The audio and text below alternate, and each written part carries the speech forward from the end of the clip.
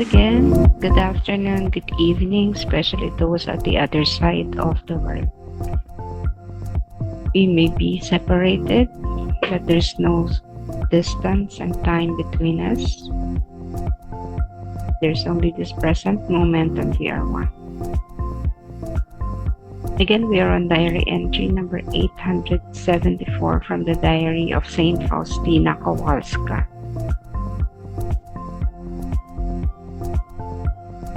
Mary, Immaculate Virgin, take me under your special protection and guard the purity of my soul, heart, and body. You are the model and star of my life. Maria Birhen Immaculada, ikubli mo ako sa ilalim ng iyong pagkandili at ipagsanggalang ang kadalisayan ng aking kaluluwa, puso at katawan. Ikaw ang panularan at liwanag ng aking buhay.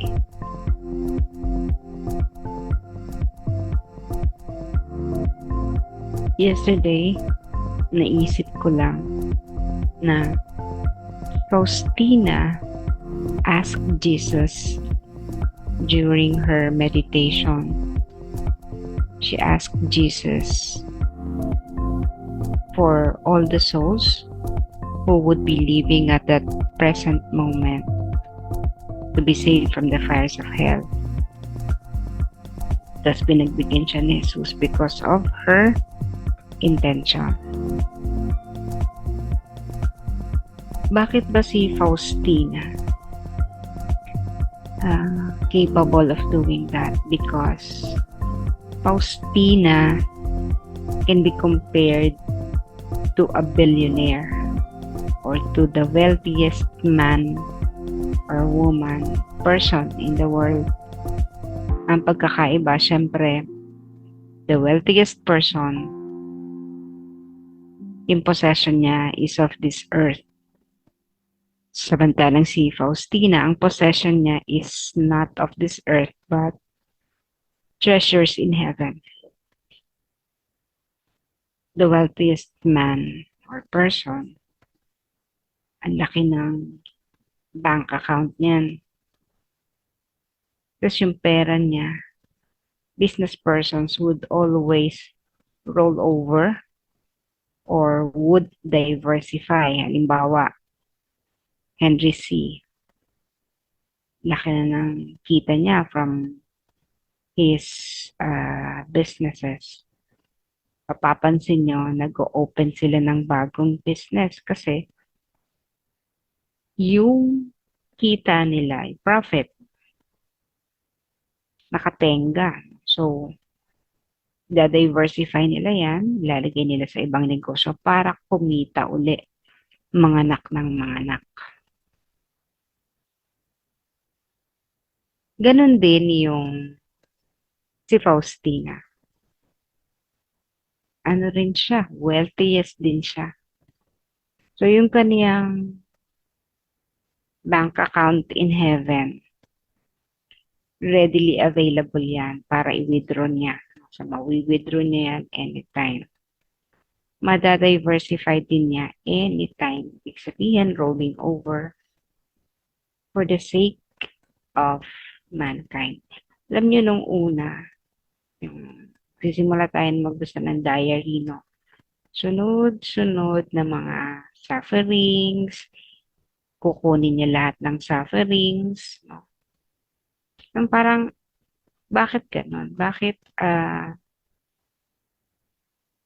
gustong-gusto niya yun? Kasi nga ako, ang tingin ko dapat kasi the person should be accountable for all his or her deeds, no? Siyempre, para matuto siya. Parang sa isang magulang, mas maganda na hinahayaan natin yung anak natin na matuto on their own, tumayo sa sarili nila pag natapa sila. Kung nagkakamali sila, matutuloy sila sa lessons nila. So, with Faustina, parang kukunin niya yung sufferings para mapagaan yung So, medyo hirap akong intindihin talaga. Pero siya yun eh. Hindi natin siya pwedeng no, husgahan or sabihan anything na hindi ganun. Dapat hindi ganun, no? So, kasi nga, yun yung, siya yun. Pangalawa, yung understand, yung as we went along, so reading from the diary, pinipilit kasi niyang ma-imitate talaga si Jesus, which is very, very good. Ma-imitate. Kasi di ba si Jesus, pinasan niya yung mga kasalanan natin para ma-save tayo. So yung sufferings niya ay intended to save us, our souls. So ganun din si Faustina. To save more souls. Yun yung sa kanya. Bahala na kung maghirap siya basta sa dami ng mga kaluluwa kailangan iligtas, sinakripisyo din niya yung sarili niya. Yung kanyang mga gawain na yun, yung taking on the sufferings of others, tapos mortifications and others. Yun yung kumbaga investment niya. Yun yung nakapagpalaki ng treasures niya in heaven. Kung kaya, napakapambihira na, Lord, at this moment, I beg you to save all souls who are departing at this moment to be saved from the fires of hell. So, yun yung intention. Kaya, nagagawa na yun. Tayo, medyo, pag sinabi natin, Lord, pakiligtas mo lahat ng kaluluwa na mamamaya pa ngayon. Hindi talaga lahat siguro, no? Maybe, kasi kukunti yung ating bank account. Konti yung laman ng bangko natin. Kaya, may masasave naman tayo. Pero, not all. Hindi katulad kay Faustina, talaga all eh. So, we should always persevere. Kasama si Maria sa gusto natin na bantayan tayo, ipagsanggalan tayo kasi yung para yung intention natin maging maging mag-manifest din, magkaroon ng katotohanan kung ano man ang intention natin. Mary is katulad ng mas higit pa sa isang anghel, pero we can compare her to an angel na lagi tayong binabantayan. So, imagine niyo yung kanyang kapa, yung kanyang manto, the mantle. Imagine niyo yung manto niya ay nakasaklob sa atin.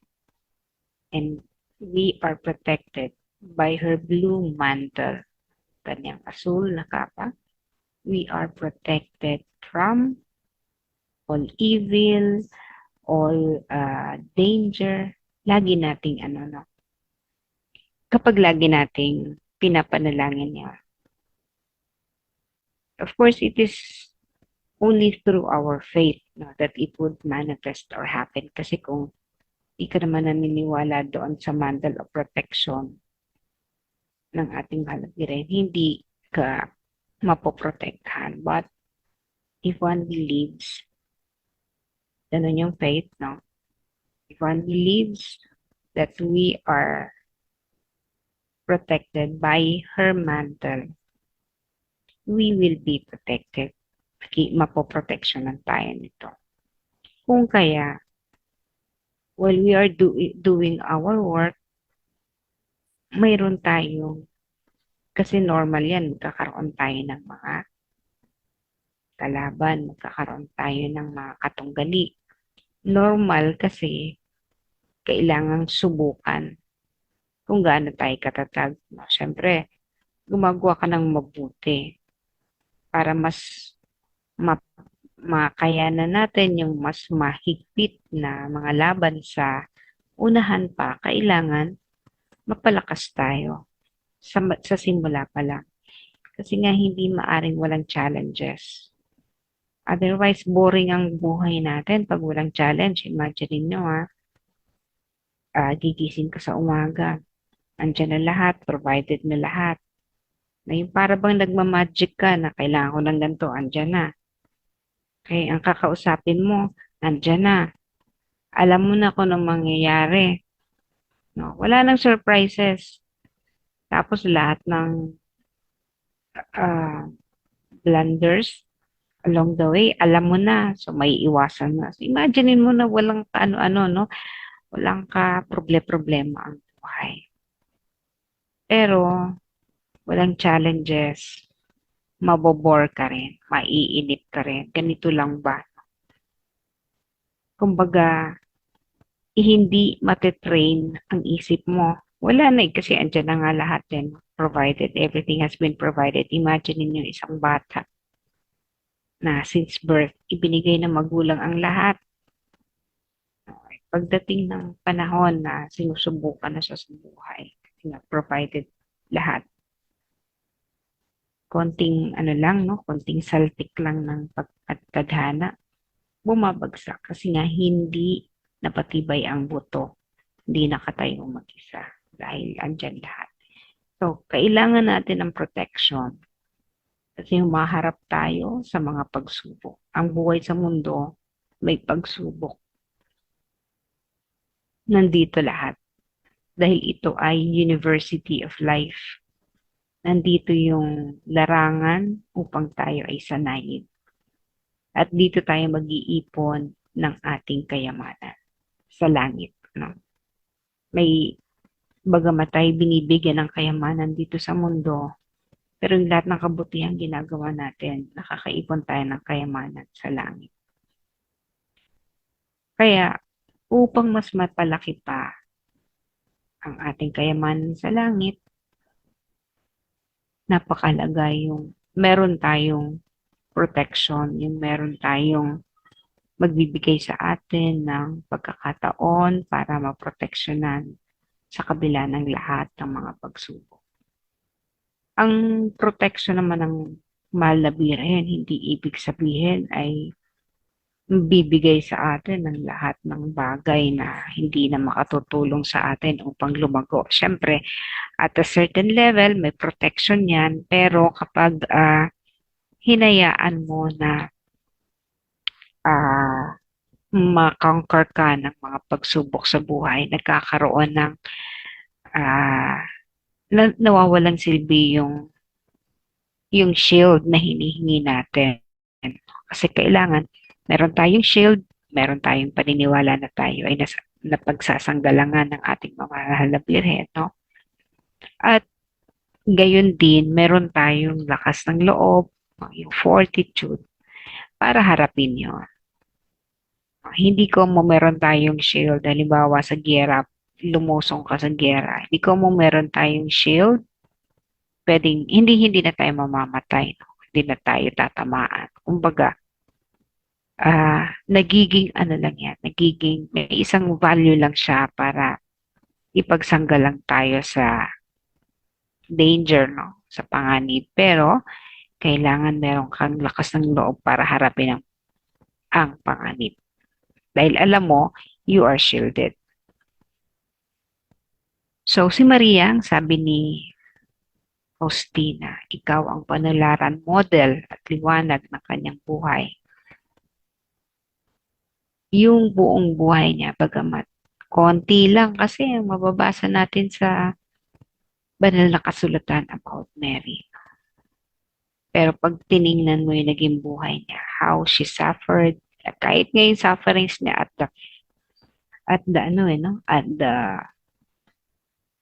the foot of the cross, doon sa krus, yung pinakamatindi, yung dulo ng buhay ng ating Panginoong Kristo. Yun ang pinakamatinding pagsubok kay Maria sapagkat kaharap niya yung kanyang anak na nahihirapan at hanggang sa namatay. Pero tahimik, di ba? Wala ka narinig dahil tiniis niya yun. Wala kang sa ordinaryong ina, nagwawala na yan, ano? At syempre, yung kanyang anak ipagtatanggol, pero siya talagang alam kasi niya ang dahilan ng pagkakaluwal niya sa kanyang anak, kaya kailangan niyang tiisin niya. So, doon lang sa virtue na yun ni Mary, hindi man siya nagsalita, pero ang daming mong matututunan sa kanya. And the virtue of patience, no? Yung pagtitiis, napakarami. So, yung kanyang kalinisan, kadalisayan ng kanyang puso. Iba yung ito kasi yung feminine aspect natin, ano? Yung model natin, the feminine aspect or model in our faith. Si Jesus, iba naman yung modeling niya kasi siya yung nagligtas. Hindi naman si Mary ang tagapagligtas. So, mula dun sa buhay ni Maria, pag pinagsama natin yan, yung aspeto ni Maria at ang aspeto ng kanyang anak na si Jesus, perfect yun. Yung combination ng dalawa, ng ina at saka ng anak. Pag nakuha natin yun, yan yung model din ni Faustina. Hindi, sinabi niya dito si Maria ang modelo niya, pero na perfect din ni Faustina yung modelo na yan ni Maria at ng kanyang anak na si Jesus. No? Pagkamat sinabi niya na modelo si Maria at liwanag ng kanyang buhay, liwanag din naman ng kanyang buhay ang kanyang anak, si Jesus. And again, for us, kapag na-master din natin yan, the feminine and the masculine aspect of our faith, yung isinabuhay ng mag-inang ito, then we achieve perfection. We achieve holiness. This is always an invitation for all of us. Hindi tayo mayabang na sinasabi natin, but kung gusto mong maging banal, imposible yan. Of course, it is possible. Dahil marami namang mga tao na naging banal. No? Nung nabubuhay sila, marami silang pagkakamali. Nadadapatin. Imperfect. Life of imperfection. But they were able to conquer perfection. To conquer sainthood. Napagtagumpayan nila yun. Hindi naman ibig sabihin na buong buo, walang kasalanan. Mary is different from us. Siya yung siyempre immaculate virgin. Tayo, nagkakamali, pero ang mabuti para sa atin, para malakbay natin ang kabanalan is to always pray for us, for ourselves, no? Pisal tayo sa ating kasalanan, magwasto tayo sa ating kasalanan sapagkat normal lang ang magkasala para sa ating mga tao. Mahalaga, natututo tayo sa ating mga kasalanan. So, babalik natin uli, ganito. Ano ba ang gagawin ni Maria at ni Jesus kapag naandito sa ganitong kalagayan? So, magandang modelo natin sila. Ang ginawa ni Jesus nung siya ay nahihirapan, nagpapakasakit, hindi gapotok, hindi nagreklamo. Si Maria, ganun din. So, that is one of the characteristics o yung katangian ni Jesus at Maria na maaari nating panularan. Of course, ang dami pa niyan, no? If we would study the life of Mary and of course Jesus, marami pa tayong pwedeng tularan sa kanila na magdadala sa atin tungo sa kabanalan. The invitation for all of us is always to walk the path towards holiness. Posible po yan. Kahit po anong edad mo ngayon at riwara ka sa buhay mo sa nakaraan, it is not late for all of us to be a saint. Napakaraming yung mga banal tayo na saints, no, na naging banal na at the last part na lang ng kanilang buhay sapagkat na-realize nila na ang buhay sa kabila ang mas mahalaga.